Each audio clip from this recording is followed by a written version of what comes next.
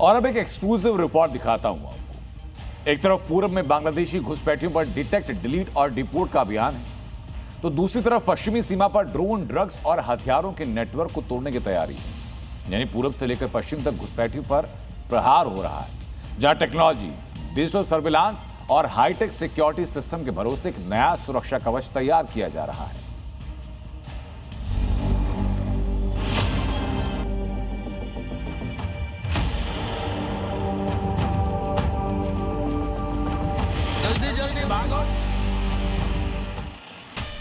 एक तरफ पश्चिम बंगाल में अवैध बांग्लादेशी घुसपैठियों के खिलाफ डिटेक्ट, डिलीट और डिपोर्ट का अभियान, तो दूसरी तरफ पाकिस्तानी सीमा पर ड्रोन के जरिए भेजे जा रहे हथियारों और नशे के नेटवर्क को तोड़ने की तैयारी।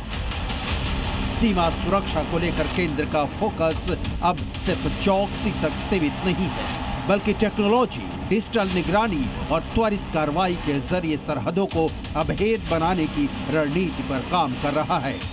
बांग्लादेश की सीमा पर बवाल की ये तस्वीरें मेघालय से आई थी, जहां बांग्लादेशी घुसपैठियों को बीएसएफ ने जब पकड़कर बांग्लादेश बॉर्डर गार्ड्स के हवाले किया, तब उन्होंने बांग्लादेशी घुसपैठियों को अपना नागरिक मानने से ही इनकार कर दिया।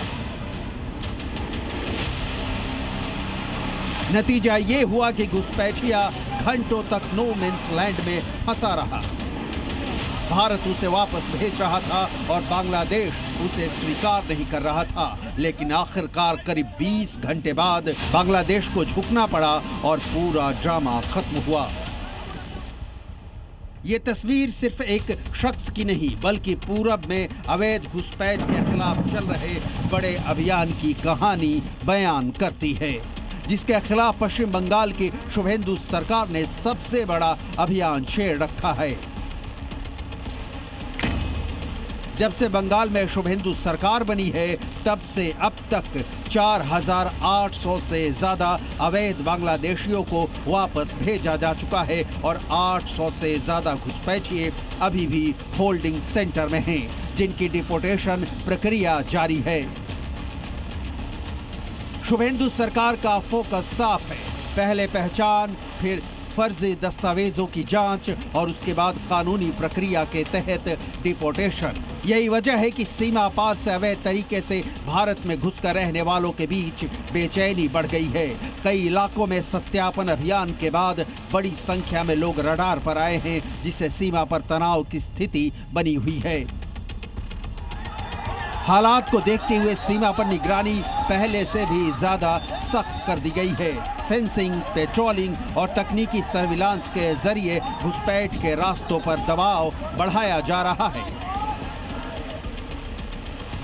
एक तरफ सीमा पर घुसपैठियों के खिलाफ एक्शन हो रहा है, तो दूसरी तरफ ड्रग और हथियार तस्करों पर कार्रवाई जारी है। पाकिस्तान की सरहद से आने वाले ड्रोन जो कभी ड्रग्स गिराते हैं तो कभी हथियार और गोला बारूद, अब ऐसे ड्रोन नेटवर्क पर शिकंजा कसने के लिए गृह मंत्रालय ने स्मार्ट प्लान तैयार कर लिया है,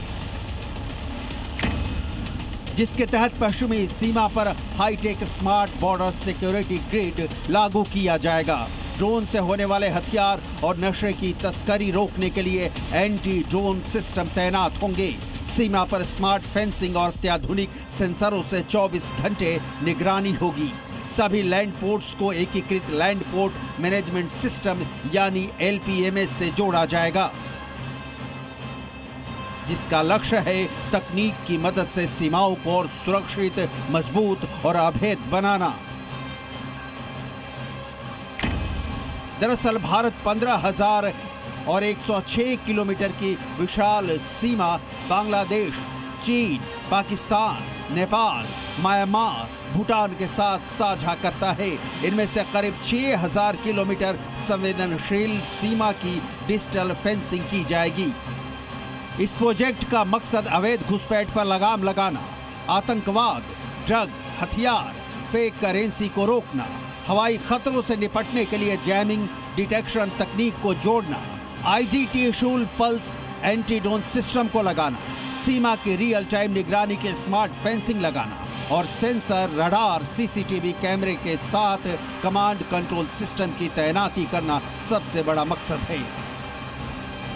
पश्चिम में पाकिस्तान से ड्रोन और ड्रग्स की चुनौती और पूरब में बांग्लादेश से अवैध घुसपैठ की समस्या, दोनों मोर्चों पर अब रणनीति साफ दिखाई दे रही है। एक तरफ हाईटेक स्मार्ट बॉर्डर तो दूसरी तरफ आक्रामक डिपोर्टेशन अभियान, यानी भारत की सीमाओं पर सुरक्षा का नया ब्लूप्रिंट तैयार हो रहा है, जहां मिशन सिर्फ सीमा की रक्षा नहीं बल्कि घुसपैठ, तस्करी और आतंकी खतरे को जड़ से खत्म करना है। ब्यूरो रिपोर्ट, जी मीडिया।